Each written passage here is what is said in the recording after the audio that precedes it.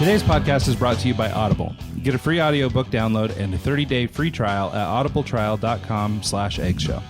Audible has more than 180,000 titles to choose from for your iPhone, Android, Kindle, or just about any device you can imagine. As listeners of the Eggs podcast, you can download a free audiobook today by visiting audibletrial.com/eggshow. Again, that's audibletrial.com/eggshow for your free audiobook. So, hey everybody, welcome back to another episode of everyone's favorite podcast, Eggs. Today's guest is a Swiss Army knife of video production. He is producer, director, motion designer, event cinematographer. His name's Scott Halford. Scott is owner of Foursite Studios, a Utah-based company specializing in live performance, live streaming, motion graphics, photography, and so much more. So, without any further ado, welcome to the show, Scott. Thanks for having me. Yeah, thanks for coming on. Really appreciate it. It was kind of a last-minute thing. Yeah, no, actually, it's funny. So Scott and I have been collaborating on a few little things. We had a meeting this morning, and so last night I hit him up and said, hey, man, how do you feel about doing the podcast in the morning? So because we happen to be together anyway. And secretly, we were just trying to bogart some space to record the show anyway. Oh, yeah. So by coming to his office, Scott was kind enough to give us a spot to set up, and so here we are doing the show. Yeah, really appreciate you opening the doors for us. And I'm kind of a little on the outside. I don't know much about you. First time I've met you. And Mike literally just met Scott 20 minutes ago before we set up the mics. So Mike or Scott, tell us a little bit about yourself. What do you do? Well, I am a kind of do everything that is related to video, sort of video production person, and that's kind of where the motion graphics came from. About 5 years ago, I saw this emerging field where motion graphics, video animations were becoming their own standalone pieces, and I just saw that trend only increasing, and it definitely has. So that's where I kind of became. Yeah, no, that's pretty astute, artist. Really, because you see it everywhere now. Motion graphics is essentially taking like a drawing that, say, you create a cartoon on a piece of paper, you essentially bring it to life, right? Yeah. It's more graphic oriented. So it's star blips and little line swishes. Yeah, so if you're thinking about like a TV commercial or whatever, it's the way the type moves across the screen, or it's the way something animates in or out or whatever. It's basically anything other than live action. It's like when you have a logo and it breaks into its several component parts and then across comes the screen, back together kind of thing. into Yeah, its I mean, it's logo pretty again. self-explanatory, motion graphics, but yeah, I think it makes sense to talk about what it is, because I mean, both Scott and I work in advertising, and so we might use a little bit of the jargon. So Mike, correct us. That's where I come into play. Is I'm the idiot in the corner. He's literally in the corner. What software do you use for that? So I mostly use After Effects. Okay. I've stayed so busy in After Effects that I haven't really had the time or the need to get into, Cinema 4D and 3D Studio Max and Maya and all those. But those software packages are definitely used in the motion graphics arena, as well as in motion picture compositing and special effects. So they're all kind of related to each other. Is this kind of like a stepchild of like Flash back in the day? Yes, I think Flash and After Effects kind of started this whole motion graphic thing. Because I remember that for a hot minute there, everyone wanted a Flash website. Everyone wanted that cool, takes 10 seconds to load, and then it has a nice preview. But then it had a cool little animation loading. Yeah, and sort of that frame-based animation style is what they use in After Effects also, or at least can be used in After Effects. And that I think sort of began to originate in Flash. I mean, there are probably other places where it was, but it was definitely part of that. Macromedia Director and all those. Yeah, which was ultimately acquired by Adobe and probably part of all this stuff anyway. So what is your training or your education? So it sounds like you're a little bit like me in the respect that you're a little bit self-taught. You sort of identify the thing, went after it, taught it to yourself. Do you have any background education that led to this line of work, or do you just do it on your own? Well, I got a bachelor's degree in telecommunications, business systems, and multimedia. Oh, wow. That sounds like more of like an install kind of. It almost seems like you're going into a building and wiring it for telephones. Well, it's interesting because when I went to Weber State, I originally started in the IT program, which was part of the School of Business. And then I just kind of I was always interested in making movies as a kid. So I kind of found myself registering for, like the Photoshop classes and more the multimedia classes. And then I was taking some IT classes. So that's kind of where the telecommunications came in, was like with the networking, building network systems. And so I'm a lot less now IT and a lot more multimedia. Nice. But I and suppose where the having that business background's systems came in was the probably customer helped. service. Got So so I'm really big on customer service as well. So Yeah. so that's I kind of took those 3 different areas and turned them into what's called the Bachelor of Integrated Studies, where you essentially do 3 different minors and then work on a capstone project that incorporates all 3 of those minors into one project, and at kind of like your senior thesis. Right. And for me, that was a film festival. Oh, nice. I actually started working on making my own film festival with a friend of mine, Lucas McGraw, while I was a junior in college. And then it was something I was doing anyway. I felt like it fit really well, so I sold it to my advisors, and they gave me a bachelor's degree for doing what I was going to do anyway. So where did you do it? How did you go about putting it together? I mean, like, because there's big film festivals here in Salt Lake. I mean, Park City's known for it. Yeah. So there's kind of a big one that a few people have heard of around here. Yeah, just a few. But yeah, For people so not on the inside. Well, he's I was talking about 23, Sundance. 24 when I was doing that, and everywhere I went to try and get an article written about it or get some advertising or sponsorship, I would talk to them on the phone. They'd say, "Yeah, we'll meet you." And then as soon as they met me and saw how old I was, their first question out of their mouth was, "How old are you?" Yeah. And the second one was always, Well, "What never makes you mind. think you can do a film festival?" And then, you do the interview for the newspaper, and then they ask the same question again. They're like, "Okay, so no, really, I want to know for the story. Like, why, what makes you think you could do a film festival as a 24-year-old? And I was like, I'm in Ogden. I really love film. I really want to network in the industry, and I feel like this is a good way to do that. And there aren't any other film festivals up here, so why not do a film festival? And who cares if I'm 23 and 24? Yeah. So, and I don't think many people really did once they kind of got an idea of how passionate I was about it.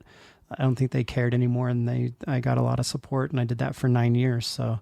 Yeah. And a lot of people, it's kind of interesting because as a film festival director and founder, I feel like a lot of people cared about my opinion on their films more because of that than being an award-winning filmmaker. Because I did win, I've won some awards as well. So, So you did this for 9 years in a row. Yeah. So I did 9 years of film festival. That says a lot right there. That's a lot of work. I did, formed a nonprofit. It was a little film institute named after my business, Foursite, spelled Foursite is one word, a little play on the words. And in its biggest year, the film festival had 4 sites. So we had 4 simultaneous different venues. locations that Oh, we wow. were showing films in. It was That's awesome. So why'd you get out of that? because I got a day job, I got married, and I had Life kids. Life got in the And way. then it got to the point, where I kind of tried to go on autopilot, and the film festival suffered. And I thought, well, if I can't serve it well, then maybe I'll just not do it anymore. Well, and I think that's probably a pretty mature decision, right? Because I mean, it's something that you love doing and all that, but if you can't give it the justice that or the service it deserves, then it's probably better off left alone. I had all sorts of delusions of grandeur when it came to that film festival. I thought, oh, we'll do the film market of Utah, turn it into that, and then we'll get distributors coming here to buy films from the film festival, and turn it into a education and outreach for underserved youth, for doing summer camps and things like that, teaching them how to do films. Oh, that's awesome. We started doing some of that, but then my life kind of got in the way, and Sure. and Well, yeah, it's super time consuming to do that, and at the same time you're building your studio, and the business, and so I mean, obviously it's difficult. And I was Mike burning and my I- volunteers into the ground too, because I wasn't doing it by myself. Yeah. Sure. My best friend in the world, Jim Henderson, he and I did it together. It really wasn't just me. Like he was as much a part of the successes. How do you go about getting films to have in the festival? Is it networking people? Yeah, you can market online. Okay. At the time, there were only a handful of websites that were that you could do online submissions through, but they were taking a massive amount of the entry fees and stuff like that. So the last couple of years of the festival, I just curated it on my own. And I actually kind of saw another trend happening, and that was I could go on Vimeo and watch short films all day, every day that people are making in their basements that are better than anything I could do. And it's free. So unless the film festival is bringing something to your audience that you can't get from watching just on Vimeo, free stuff on Vimeo or YouTube all day long, every day, then film festivals are actually kind of a dying thing. And the market got really saturated. There was a new film festival everywhere. In every state, everyone thought it was the hip and trendy thing to do. Yeah. So what separates like a film festival like yours to the Sundance? Is it just the level of people willing to come and be a part of it, or is it? Yeah, I mean, Sundance had name power behind it. The people who started it already had big names. Yeah, it helps to have a so Redford. big money. Yeah, and, Redford. All that stuff.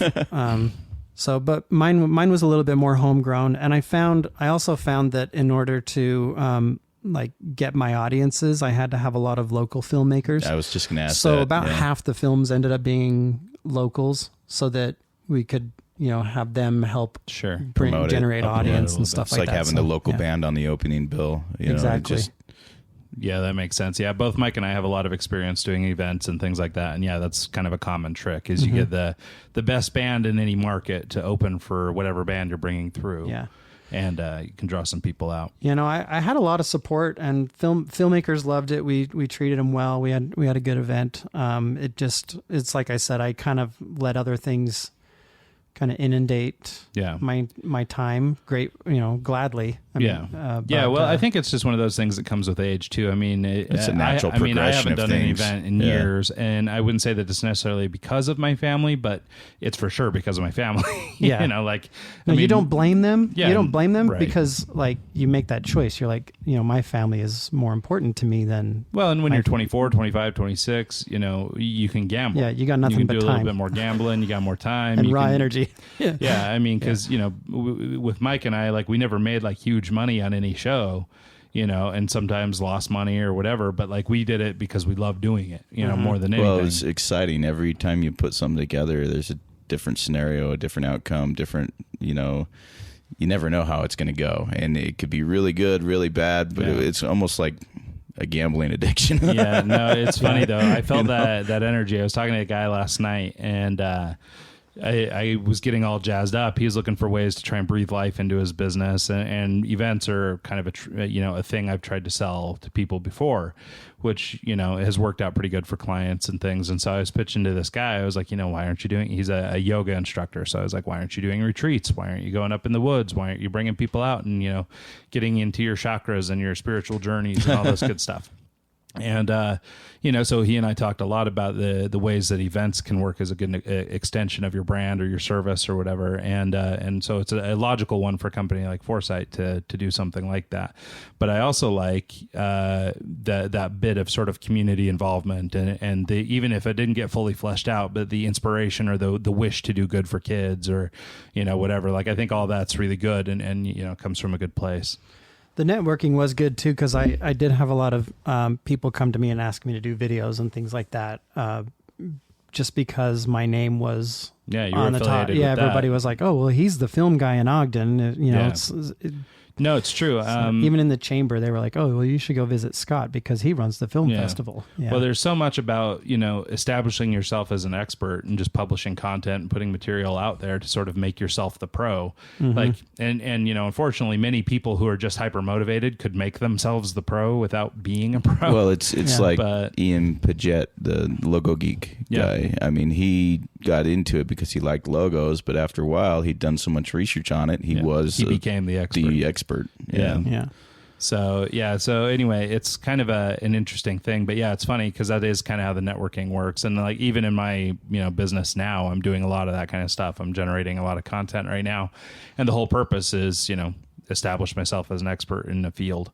And so events, I think, are a good way to do that. So coming out of Weber, what was your first kind of gig out the door? You got your bachelor's, you put on the film festival.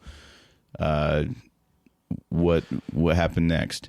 Okay. Well, before I answer that question, I'll say I'm now an adjunct professor at Weber State. Oh, so okay. I teach the video editing and motion graphics classes up there. Nice. So And go Cats. which is also They're the Cats, right? Wildcats. Wildcats. Okay, Yeah. Go Cats. Red logo, right? No,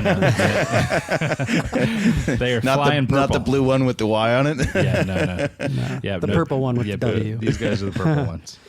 But that's been a good networking opportunity too, because a lot of students will come on behalf of their company. Like maybe they're interested in video and their company's paying for their education. So they take a video editing class and they learn just enough to realize that in order to do a really good video, they might as well just hire me. Yeah. So I've had several former students whose bosses have come to gone me back to work and then come for you. and asked to have me do work. So and I actually have a couple of students who work for me now. Yeah.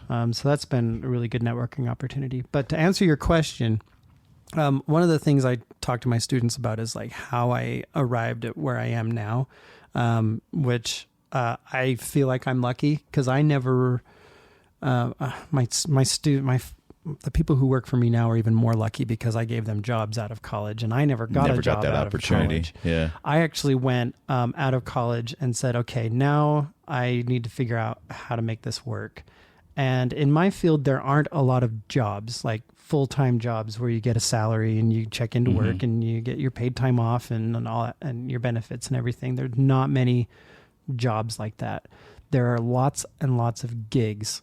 Yeah. So that's again where the networking comes in, and I'm so glad that I'm kind of beyond this. Like I feel like I'm reverting back into a 10-year ago self, where literally everywhere you go, you have to tell everybody you meet how amazing you are and how much you should, how much they should hire you and how valuable you could be to them if you just do the video for them, instead of somebody else. You're constantly selling yourself to everybody you come across. Have you ever watched Portlandia?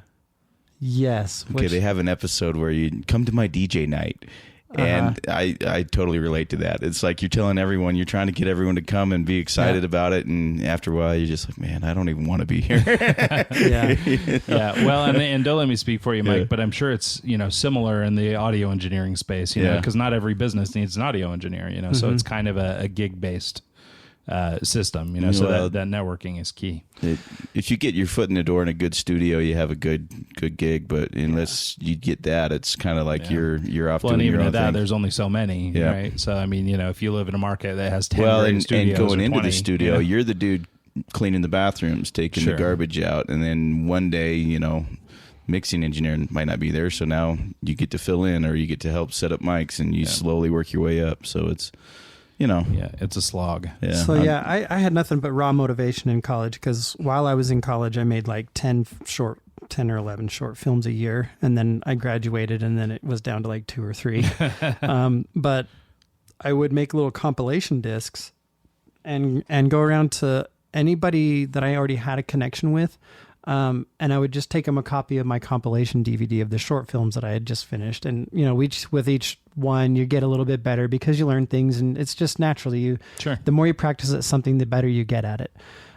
Till one day I dropped off a DVD to, Thomas Arts, to the Thomases, and they said, "Oh, that's cute. You're making videos. Oh, you're a little neighbor." Because I was like a neighbor. Not exactly what you're going for, right? I was a neighbor of theirs, so they saw me as like little Scott Halford around the corner, has grown up, and now he's making these videos. Good for him. Adorable. Pat me on the head.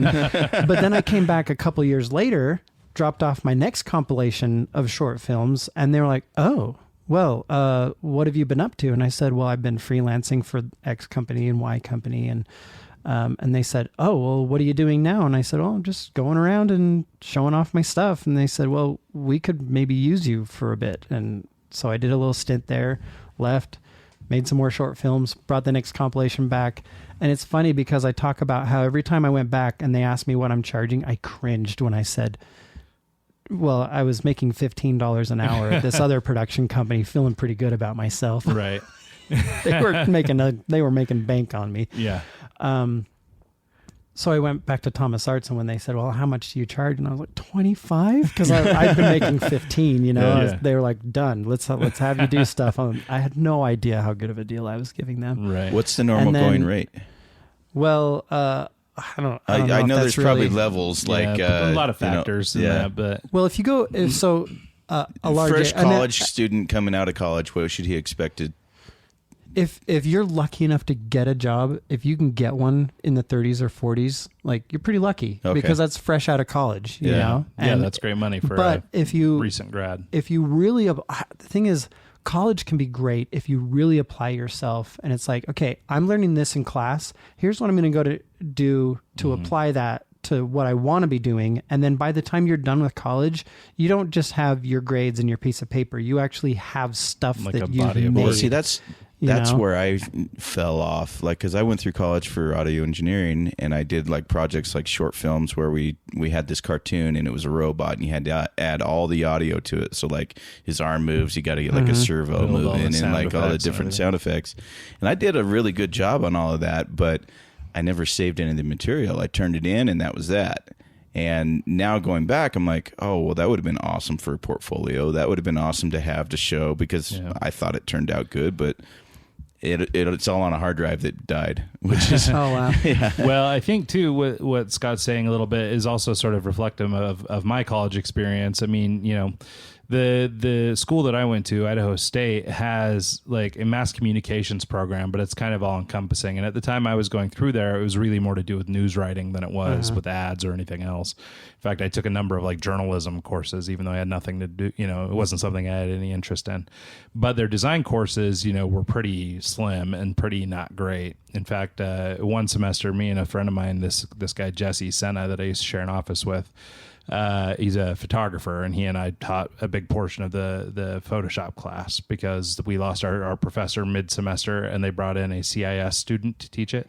Wow. Who didn't know Photoshop at all. So the two of us ended up teaching it. And so, but to Scott's point about sort of... And they gave you credit for that. Oh, yeah. As a student. I got to pay for credit as a student, even which better. is even better. Yeah. But I learned Premiere with my video editing teacher at Weber. Yeah. That's why I'm teaching it now. Right. Well, and I think that's the point, right? Is the people who can make college something valuable or important are the people who really apply it, but then beyond just school hours, they're making short films like Scott was doing, or doing Photoshop jobs like I was doing.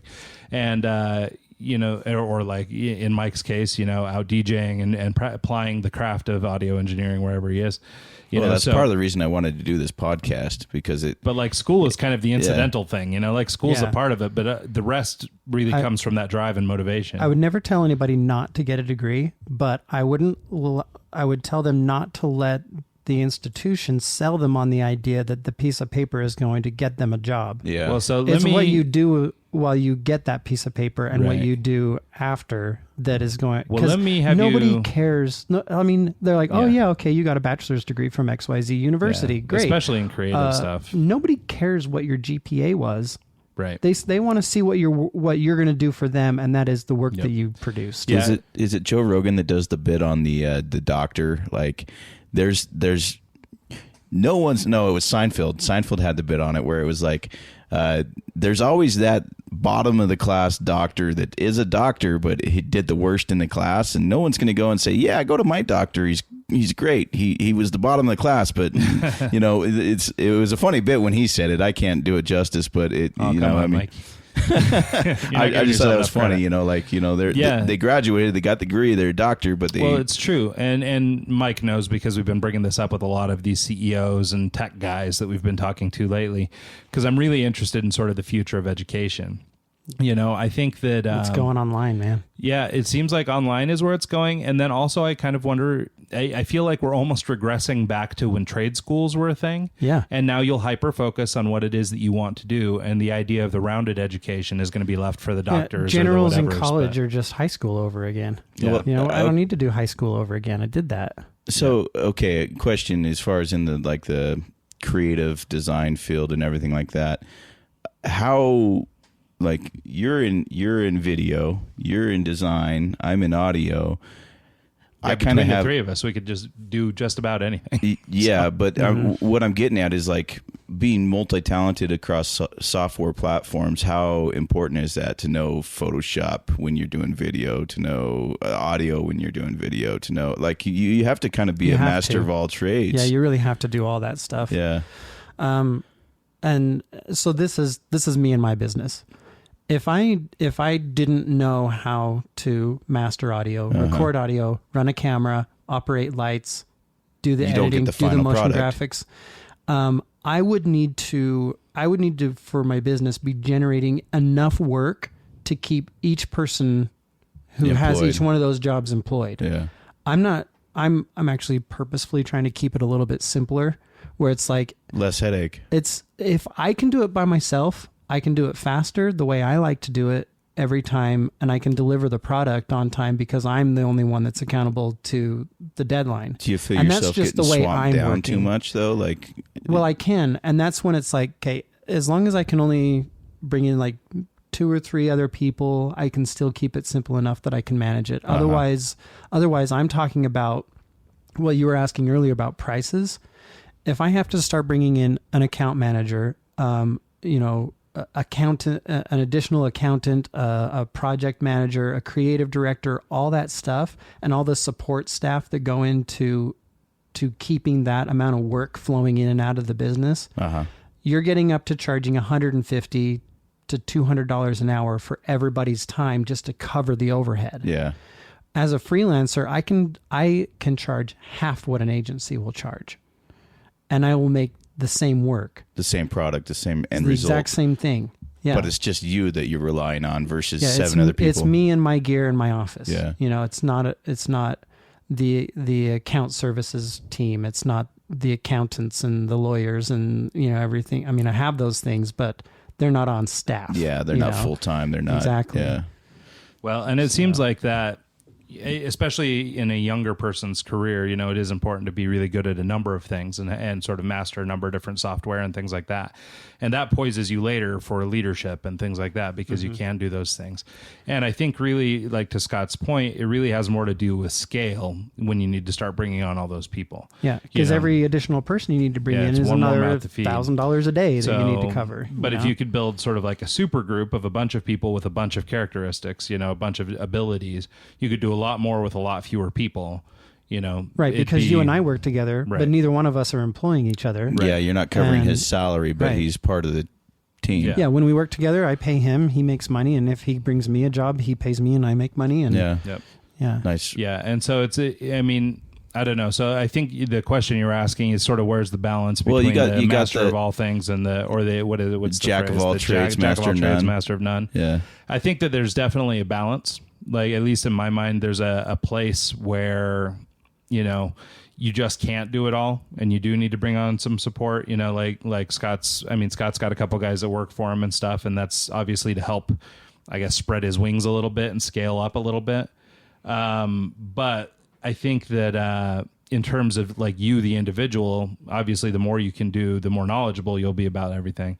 But, you still only have a certain number of hours in the day. So depending on what your priorities are, whether your intent is to stay small or your intent is to grow, or scale, it probably has more to do with what your intention is in terms of, where that balance is or how much you need to be a master of all things versus not. And one thing I like to talk about with people is, as a freelancer, I feel really lucky that I have been able to work in an agency because I know how they work and I know how they price things. And so I know that I can, I know my worth. I know my value because I know how it stacks up to the agency prices. I remember cringing the first time I had the audacity to tell somebody I wanted to make $50 an hour on a freelance job, but now I kind of do it based on the job. If they want a job, like if they just want to know how much this thing's going to cost, I'm like, well, this is how much I think it's going to take me. And if I want to make $100 an hour, then I think it's probably about $3,000. Yeah. And if they're happy with that price, then guess what that is for me? That's a challenge to get it done in 15. Yeah. because then I can make then you 200 make twice an hour. the amount of money, and you're working and it doesn't harder. make any difference to the client because they're getting the product that they're at the price that they want to pay. Do you ever find that kind of bites you in the butt, and you realize, oh crap, I underbudgeted? Yeah, it can. Yeah. So what I usually do is I say, I think the maximum a video like this should plus ever or minus cost 10% or something. Yeah. The most this should ever cost is $5,000. But if that's too much for you, then I'll just keep track of my time. And if I only spend this much time on it, I'll only charge you for that. But like, because I would never pay more than $5,000, I won't charge you more than $5,000. So I try to be fair with people that way. You can charge X amount of dollars and be the top tier, but at the same time, you're kind of cutting your pool of clients in half by doing that. And sometimes it works out good because you're busy enough where that's the right move to do. But at the same time, if you end up losing your clients in the process, it might be better just to keep them, Yeah. So I have a couple thoughts on that, like when it comes to pricing and knowing your worth, because like part of it is, like you're saying, retaining old clients, things like that. But a lot of times with those rate hikes, you get, the better clients. And some of that has to do with perceived value, and everything is a put up or shut up scenario. So if you say you're the best and you cost $200 an hour, the work you produce better damn well be worth $200 an hour, or you'll never see that client again and word will spread fast. But, sort of like Scott's talking about, having gone from $15 an hour to 25 to, oh my God, 50 to, well beyond that now. My trajectory was the same. I remember doing $20 an hour for design work, and I was working at 2 a.m. and running a day job and doing everything else. And my clients were great. They were what I needed in that time. They, were business cards and kind of low level work, but just production stuff kept me busy. And, at that stage in my life, it was worthwhile. Then as you start to grow, you have to sort of pivot or adjust your pricing based on the type of work you want to do and how much time you have to do it. Because at some point, like the whole reason I started charging money in the first place was before that, I did concert posters for friends. And as their bands and stuff would start to grow and I'd get a reputation and start doing more and more and more posters, at some point I had to start charging because I was doing 50 free posters. Like I had to say, okay, well, just give me $20, and then I can prioritize your poster. You're saying something that most people in college wanting to get a job don't want to hear, though. Is that whole work for free part? Yeah, you're going to have to. If you didn't make those posters for free, you wouldn't have the work to show. Reputation. And you wouldn't be able to say, hey, it's like, well, what have you done that makes you worth that? Well, 50? And it's funny because I don't want to come off as like, old Grandpa Rogar or whatever, because I understand that, things have changed and evolved. But we are definitely setting up the younger kids to sort of run into that brick wall when they come out of school or wherever. They're expecting to. Well, everybody thinks they're going to be a social media influencer or something and that they're automatically worth some money. But like when you start dealing with businesses, like they have hard number of dollars that they can spend on you. And those hard number of dollars need to return double that. So, you may have a great social media profile, but if you can't double my return, then, or double what I spent, then it's not worth doing. And so it's one example, and we brought it up on this show before, so I won't beat it into the ground, but it's the BYU Ad Lab scenario. So, and it's just because I happen to have experience with those guys. But I mean, I saw it at Idaho State and a number of different places. But in BYU's Ad Lab, which is really a great ad school, and it's a great place to go learn to do this work or to work in the advertising field, they give people real life job titles. So they, as they work through school, they, are a junior designer, then a designer, then an art director, then a senior art director, then a creative director or whatever by the time they graduate. And then when you go and meet this, about to graduate college kid, he introduces himself as a creative director. And so then when you see that he's got the same portfolio as the art directors and the, junior designers and everybody else that were there, because he didn't actually creative direct anything, he just got older. Or more experience, or he hung out longer, or whatever. Well, I'm sure part of their final project, kind of like what you had to do your what is it, a capstone project or whatever. I'm sure they have to direct that to an extent. Sure, but that's still not the same. And they produce a lot of them, like especially the real achievers produce great work. I mean, the like when I used to run the Addies and stuff. I mean, the video work and stuff that would come out of BYU's Ad Lab is very good. So I mean, I don't mean to put them down in any way, but I think that the thing is that when they come out with a predetermined idea that they're going to be an art director, they want to go to an ad agency and say, hey, hire me as an art director, but they're really pretty low in the pickings as far as designers go. And, they don't generally come in as a creative director right out of college. I'm sure there's examples, and somebody will email us and say so. But Ryan, you don't know Jack. Yeah, but I think in general, to sort of circle back around to the point, the value or perceived value is really sort of where your pricing structure and all that stuff comes into place. Well, and that's predicated on knowing your worth and knowing. Lots of times, for me, like my pricing structure is kind of to eliminate a lot of the crap clients, and then also to get away from being too micromanaged. So I kind of sit right in the middle. Yeah. I have a wedding planner that I work with a lot, and she has kind of like a budget that I need to be within to be able to work with her clients. And I kind of just leave it in that price range because she handles a lot of the paperwork, a lot of the hassle that I have to deal with. And it makes things easier for me, but it also makes it. Well, the point that I use to sort of illustrate perception is that, you may know a great designer. Maybe it's your friend's brother, and he's a great designer. He charges $35 an hour, and the work he turns out is great. Everybody loves it. That guy at $35 an hour will never work for Pepsi, because Pepsi's not going to hire a $30 an hour designer.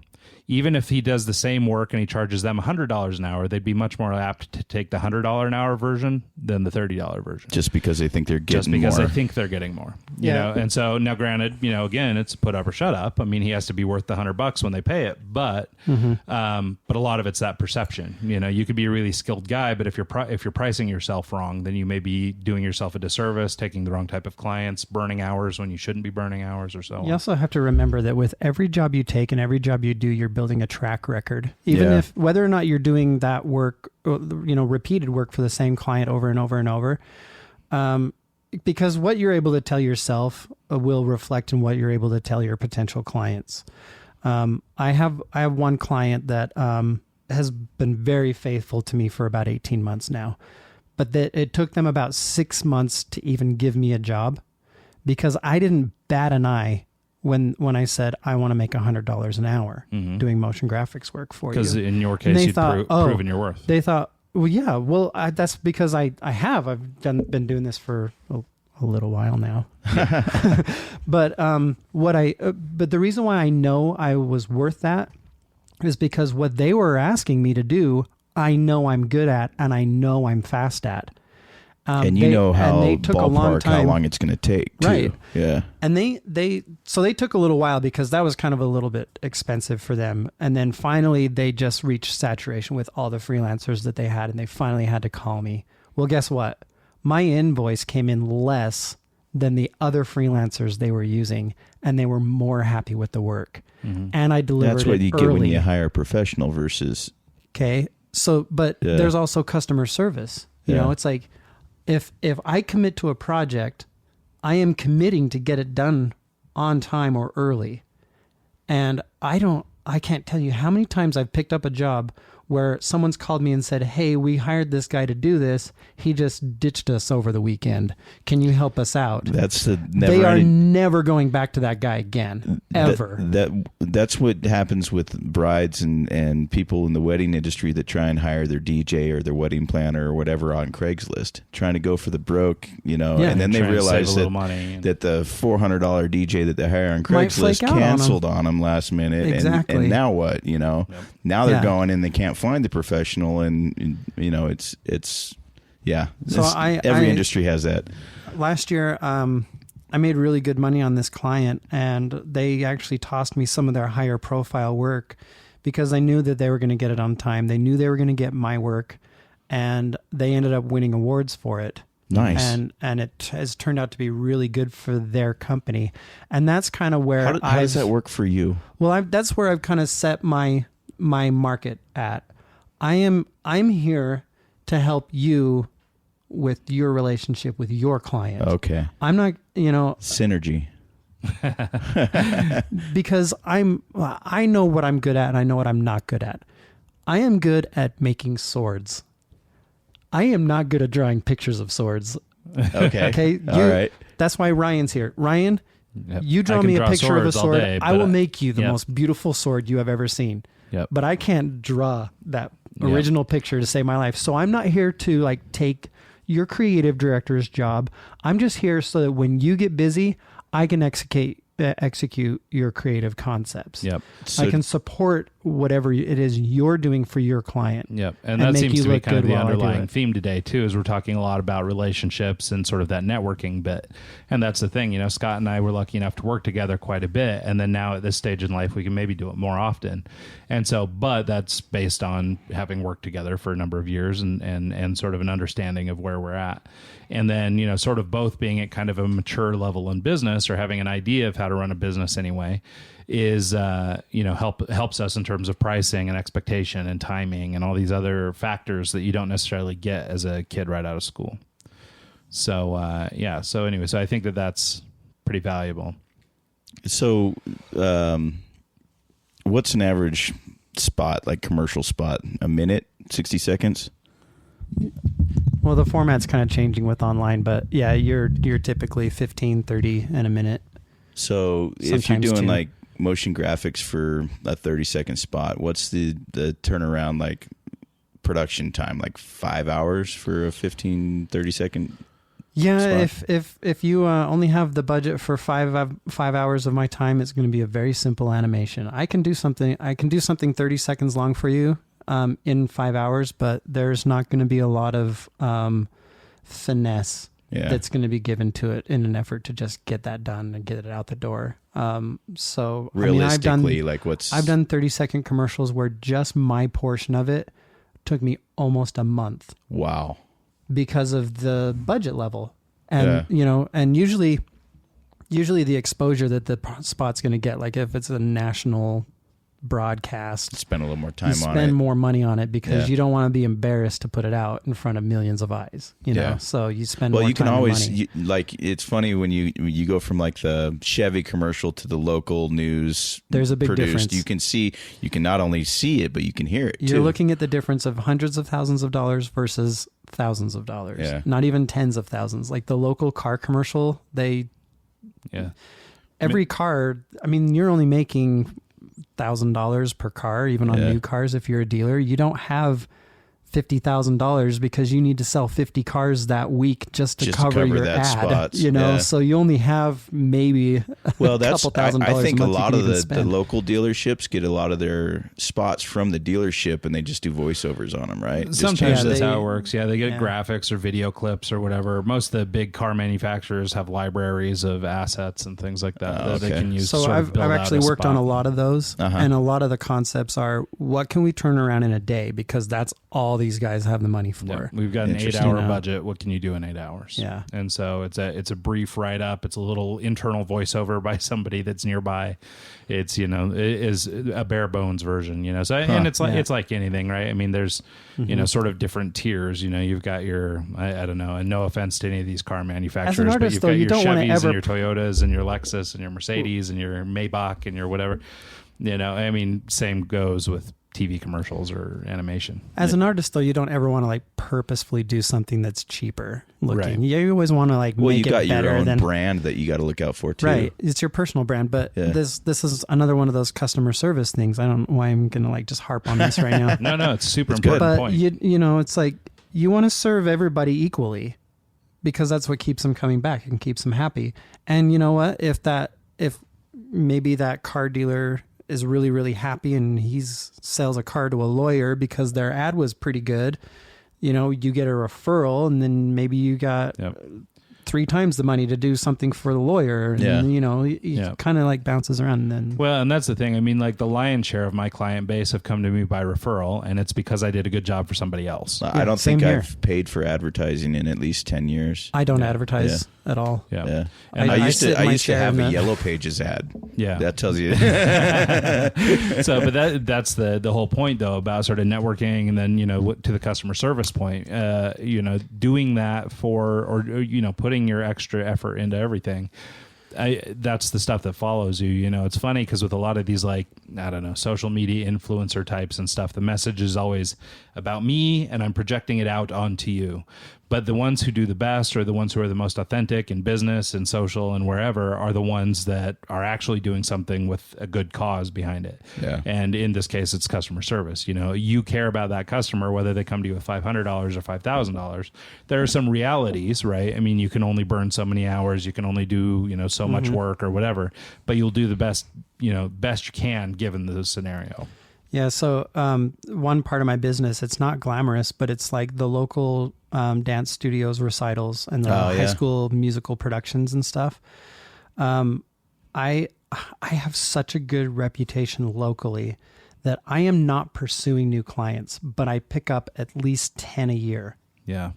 Just because someone saw the quality of the video from someone else, or they called someone in a pinch and they're like, you got to call this guy. Well, yeah. So for me, it's like people who move and change markets or whatever. I mean, for me with that business though, it's kind of been a good little case study on how to grow a certain type of business when you're only one person. Cause I could train up other people and, you know, do quality control and all that stuff. But, I've also been figuring out how I can get a show shot, edited, on a DVD and delivered in 24 hours. Right. You know, because I don't have the luxury of shooting a show and then having all this extra time to, like, whenever I need to. I'm shooting a show tonight. I'm shooting a show tomorrow. I'm shooting 2 on Saturday. I'm shooting 4 next week. Right. You know, I don't have and you a do couple all of the days editing for all of that. Yeah, but I've actually set it up now where I've made the financial investment in equipment that allows me to shoot with multiple cameras and do the edit while I'm shooting. Really? Yeah. So the end That's cool. So I literally dump it onto the computer, make sure the sound mix is good, put titles on and export it. And I can, if I did a really good job with my live switching, it takes me 30 minutes to edit a 2-hour show. Yeah. You know, it's kind of like with the podcast. We've got it down to where if everything goes smoothly and I don't have a bunch of shifting or stuff, because that happens with Zencaster and a few other things, I can usually get it done within 10, 15 minutes after getting it done. And when it comes to like stuff you're getting paid for or the passion stuff, if you have enough going on, your time becomes more valuable than the money you're making. Because if I take on a show, that's another evening I have to spend away from my kids that I don't get to put them to bed and kiss them goodnight. It's another evening that I don't get to sit down on the couch and cuddle with my wife and watch a show. You know, that and that's time. Time is like the one commodity you can't get back. So if you're spending all your time just spinning your wheels in the mud, taking longer to do projects than you should, you're wasting. And I think it's something that comes with time, you know, like the time you that learn it. You learn just pick it up. Yeah. You get better and better. Yeah. Yeah. So. Well, and it is, you know, I mean, we talked about it a little bit earlier, but it's about sort of knowing yourself and knowing what you need and choosing your direction. I mean, I'm 38 now and I still don't have it pinned down. You know, like, I mean, I'm constantly evolving and changing. And so these kids that are coming out of school, you know, 19, 20, 25, 28, you know, they have no idea what they're doing, you know, and all they're told is, you know, you have to go to school, you have to go to college, you'll come out, you'll get a job, you know, whatever. But reality doesn't work like that for a lot of kids.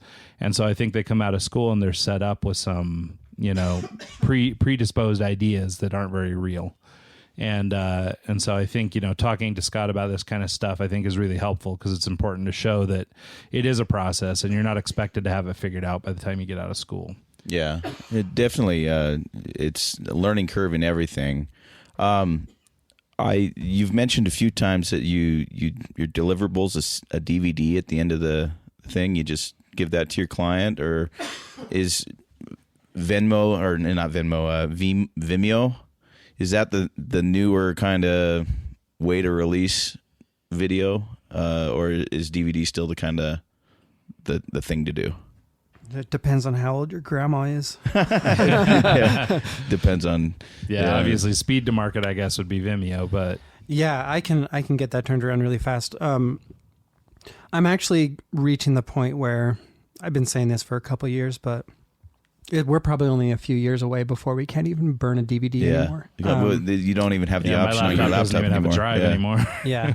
The media is getting more expensive. The cases are getting more expensive. And I think it's because I think everything's just moving away from it. And I think in a few more years, enough people are going to adopt the digital delivery. But the problem is if you have a computer, you can rip a DVD. Yeah. So there's no way to perfectly protect your school's content. Yeah. But it becomes a lot more impossible to control it once it's as online. soon as it's on someone's computer. Yeah. Because then they could post an entire show, and then the publisher's coming after you because you distributed it. Oh, okay. So yeah. How does that work as far as like your release process? So you give them a sample and then get paid, and then you release the full thing, or do you give them the whole thing and hope that they pay you? Do you watermark it and give it to them? So that's a really good question. What I usually do is I embed the Vimeo link on a private page on my website. So you'd kind of need to be a bit of a computer really savvy smart guy. Developer to be able to figure out how to rip that off of Vimeo, because it's a private video that's not visible through Vimeo, and it's on a hidden page on my website. So they have 3 steps. You can only get access to if you buy it through the website. So how do you give them like a preview? You'd send the private link to the studio with owner. no download enabled. Yeah, there's no download enabled, and they can, you get approval there. But your question is another good one about the relationship you have with your clients, because each client is a little different. Yeah. And my relationship with each one is a little different. I'm trying to move all of them to a set pricing structure so that they know what they're paying. They can actually try to make a little bit of money, because the way I used to do it, I was making all the money, and some shows I'd make a good amount of money on, and other shows I'd lose a lot of tank. money. Yeah. I wouldn't make hardly anything. So I'm trying to find that balance with each client on how to like make at least a certain amount of money on each show, while not limiting the amount of money I can make on each show. And then also trying to structure it so that I can share some of that revenue back to the studio. And that always helps them get more motivated to be a part of it. Lease a studio or rent one if you need one, like a... I mean like a dance studio. Oh, okay. All right. Studio owner. Okay. Yeah. Cool. So that's the live live streaming video. So have you started to explore, I know you've got some equipment for this, but like, have you started to do like Facebook Live and that kind of stuff, live streaming in that way? Yes. I have, so my video switcher is a 4 video source switcher. So I can do the live streaming on the fly, where the output of that edit is going into my live streaming device, and I can live stream that to any of the popular platforms. So that's actually one thing that I've been getting into lately, because a lot of these corporate events, or even corporate meetings, they don't want to have to fly everybody out. Sure. Get a convention center, pay for all the food, the lodging for all these people, when they could just hire me for $1,500 a day, set up my 2 cameras and import their slideshow. Yeah. And live stream that out to everybody. Well, yeah, I mean, a good example of that is just this hundreds of thousands of dollars. Yeah, I mean, just this recent thing that Starbucks did, where they closed all their stores and did that. I mean, they did. How costly must that have been? Do you know that they stopped giving out second? Like, if you go and you get an iced coffee or something there, they make you get a new plastic cup every time you get a refill now. Oh, really? Since that meeting. And, interesting. And I think it's like a subliminal kind of like trying to get you to buy their reusable cups, because I bought a reusable cup one. And it worked. Yeah, no. So, but the point I was trying to make is just that, versus flying all their baristas to a central point in Dallas or something, they probably just broadcast it across the internet to everybody. So that even though it was expensive, I'm sure, to close the stores and do all that stuff, even I think it was just a few hours each day, to bring everyone together would have been really cost prohibitive, especially when you're as large as like a Starbucks. Yeah. But through this kind of technology, or this, live streaming, you could right. do and that. I'm kind of with all of my work, I try to price myself right in the middle of the pricing range. So I think that's a good way to think of it. I call it the solid middle. Yeah. Yeah. And the same thing with my creative work. A lot of the work that I do is like a really solid middle. Like, it's good. It's not your trophy piece, your vanity piece that you do, but there are plenty of companies willing to spend really good money on just solid work. Mm-hmm.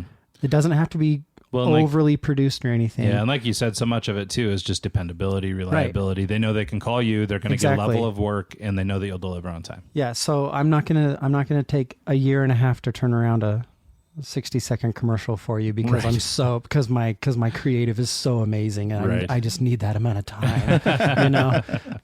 I'll turn it out for you. It'll communicate whatever message you need. It'll be on budget. It'll be on time. And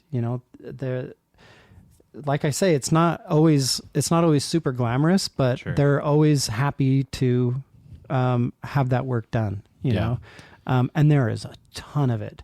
And I know that mine is better than mine's also better than a lot of other work. It's not the best work, but it's well, and it's not about capability. I mean, you could easily produce the best work also, but like you're saying, there's sort of a sweet spot there. Yeah, where you could take on 10 it's jobs. It's affordable for them. It's affordable for you. It's affordable for everyone, and there's sort of that happy medium. Yeah, and I know that there is the mentality out there that we are really picky and choosy about what we do, and we only take on projects that are going to be of a certain caliber. That's that client that I don't want. That's the client that I kind of price myself below. Well, and as a creative, there's a lot of that ego. That I only take the project that's going to boost me or whatever. And I'm not a tortured artist. I don't. I know where I land. I know.